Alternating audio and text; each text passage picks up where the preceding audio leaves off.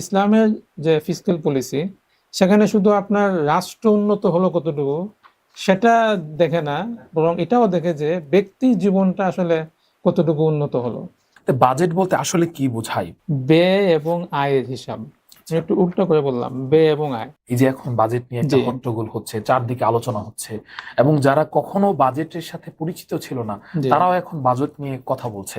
Budget হলো মূলত একটা দেশের আগামী একটা অর্থ বছরের ব্যয় এবং আয়ের হিসাব।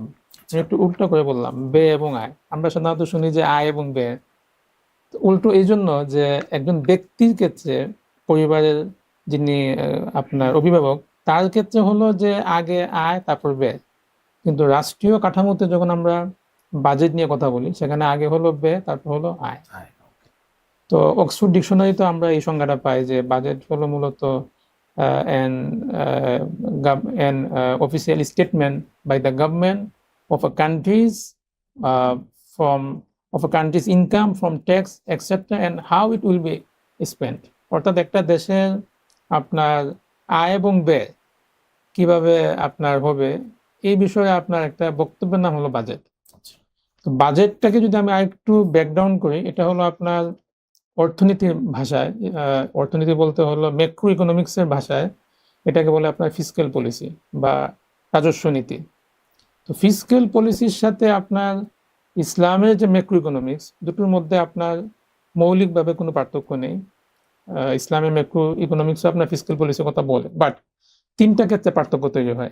নাম্বার ওয়ান হলো ইসলামের যে ম্যাক্রো ইকোনমিক্স, তাদের ফিসক্যাল পলিসির যে গোল বা অবজেক্টিভ, এটা আপনার ডেফার করে আপনার প্রচলিত বা কনভেনশনাল ফিসক্যাল পলিসি গোলের সাথে। নাম্বার টু হলো আপনার ইনস্ট্রুমেন্ট, নাম্বার থ্রি হলো আপনার মেকানিজম।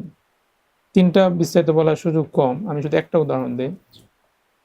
গোলটা যদি বলি, আমি প্রচলিত বা এই কনভেনশনাল ম্যাক্রো ইকোনমিক্সে ফিসক্যাল পলিসির গোল হলো আপনার অনলি মেটেরিয়াল ওয়েলফেয়ার বা বস্তুগত সফলতা। বাট ইসলামের ম্যাক্রো ইকোনমিক্সে আপনার এটাকে বলে যে আপনার মেটেরিয়াল এজ ওয়েল এজ আপনার স্পিরিচুয়াল ওয়েলফেয়ার, মানে আপনার ইহকাল এবং পারলৌকিক সফলতা, যেটাকে ইসলামের অর্থনীতির ভাষায় বলে আপনার আল ফালাহ, সফলতা। এটা হলো আপনার তার গোল। এজন্য ইসলামের যে ফিসক্যাল পলিসি সেখানে শুধু আপনার রাষ্ট্র উন্নত হলো কতটুকু সেটা দেখে না, বরং এটাও দেখে যে ব্যক্তির জীবনটা আসলে কতটুকু উন্নত হলো। তো এইভাবে কিছু পার্থক্য তৈরি হয়। বাকি আপনার এই স্ট্রাকচার, এখনকার আধুনিক যে রাষ্ট্রীয় কাঠামো সেখানে মোটামুটি সেম থাকে, বাট আরো কিছু পার্থক্য আছে, সেগুলো তারও বিস্তারিত আলোচনা হয়তো বলা যাবে।